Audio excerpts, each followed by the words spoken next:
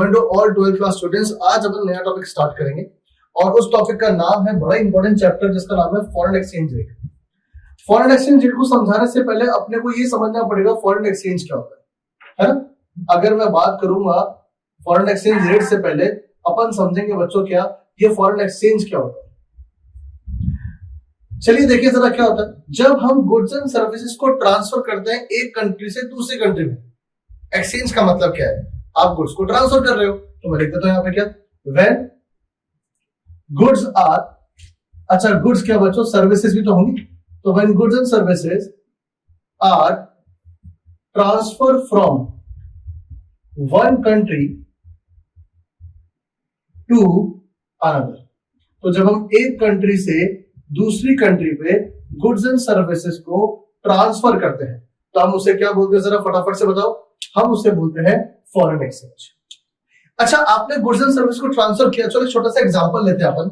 Suppose करो कि country है जिसका नाम है क्या, इंडिया, ठीक है भाई, और दूसरी कंट्री का नाम है यूएसए।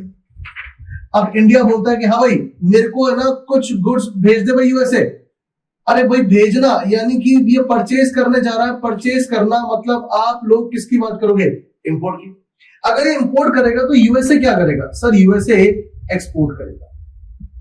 बेचने वाला एक्सपोर्टर, खरीदने वाला इंपोर्टर।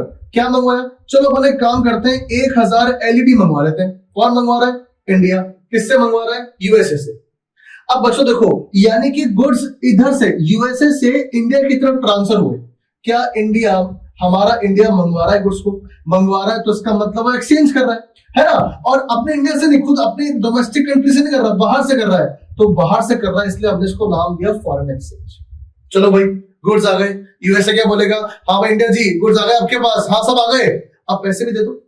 अब बच्चों यहाँ पे जिस रेट पे तुम पैसा पे करोगे हम उसे क्या बोलेंगे, फॉरेन एक्सचेंज रेट। जैसे कि मैं आज की बात करता हूं, आज अगर मानता हूं $1 सपोज करो 75 रुपीज का तो रेट है, हम इस रेट से यूएसए को पैसा पे करेंगे, है ना। तो इस पैसा पे करने को, हमने पैसा पे क्यों किया, क्योंकि सर हमने गुड्स एंड सर्विसेज मंगाए थे, किसी रेट पे किया, उस रेट को बोलेंगे हम फॉरेन एक्सचेंज रेट। तो आइए बच्चों इसकी डेफिनेशन लिख देता हूं फॉरेन एक्सचेंज रेट की। इसको शॉर्ट में एफईआर के नाम से जानेंगे हम। क्या लिखूंगा मैं, रेट एट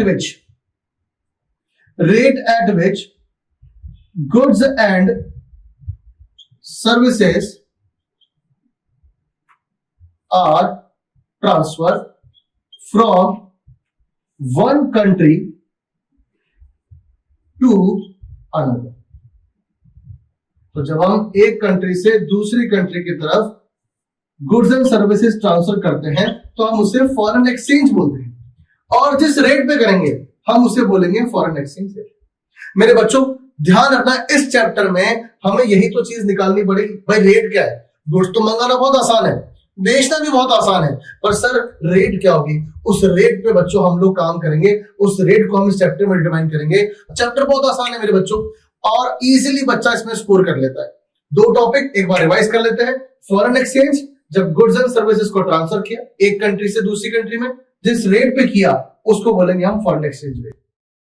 चलिए बच्चों स्टार्ट करते हैं अगला topic, determination of exchange rate. किस तरह से एक्सचेंज रेट को डिटरमाइन किया जाता है। तो चलिए बच्चों हम चलते हैं बहुत पहले, यानी कि 1960s में, 1970s में, जब हमारे पास एक मेथड यूज हुआ करता था और हम उसे बोलते थे फिक्स्ड मेथड।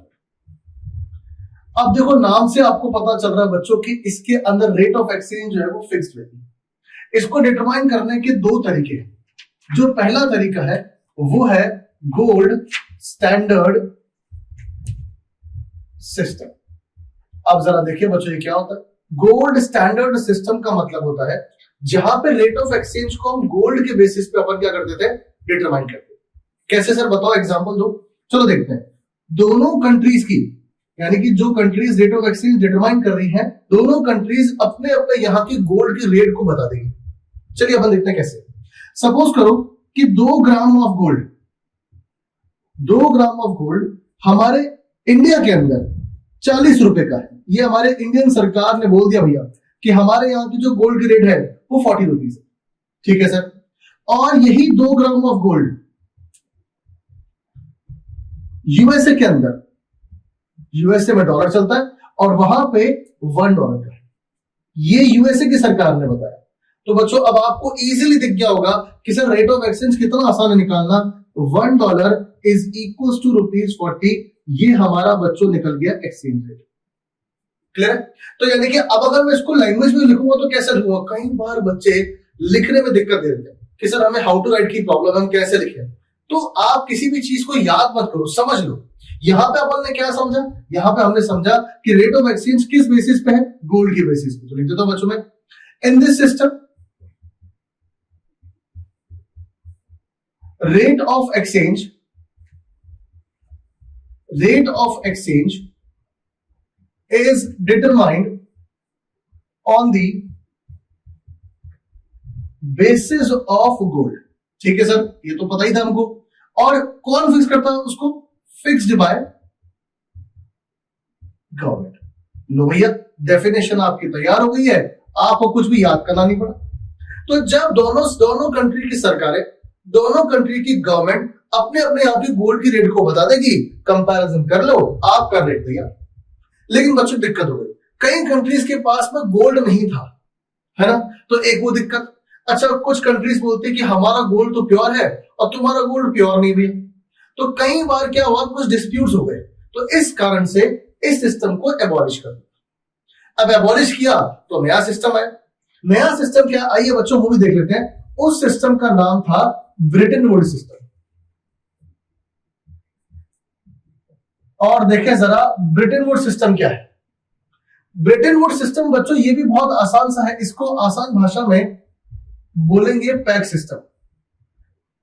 अब बच्चों ये वाला पैक नहीं है जो आप सोच रहे हो, ठीक है ना? ये पैक का मतलब यहां पे है कंपैरिजन करना। हम दो कंट्री की करेंसीज को आपस में कंपेयर करवा देंगे। कैसे सर बताओ? आओ देखते हैं बच्चों। सपोज करो कि भैया $1 1 पाउंड के बराबर है। क्लियर है? और 1 पाउंड जो है वो ₹50 के बराबर है। मैंने क्या किया, देखो यहां पे दोनों कंट्रीज को कंपेयर किया और पता चला कि भैया हमारे पास तीसरी कंट्री की रेट आ गई। देखो सर, आपको साफ दिख रहा होगा क्या कि सर $1 यहां पे किसके बराबर है? ₹50। अब फिर से आपको याद नहीं करना बच्चों, आराम से लिखते हो। क्या करना है इसके अंदर? In this system rate of exchange, आ रही बच्चों रेट ऑफ एक्सचेंज है, is determined when currency of two countries are pegged। मैं यहां पे पैक्ड वर्ड इसलिए यूज कर रहा हूं क्योंकि ये कंपैरिजन ही है बच्चों। Are packed with each other.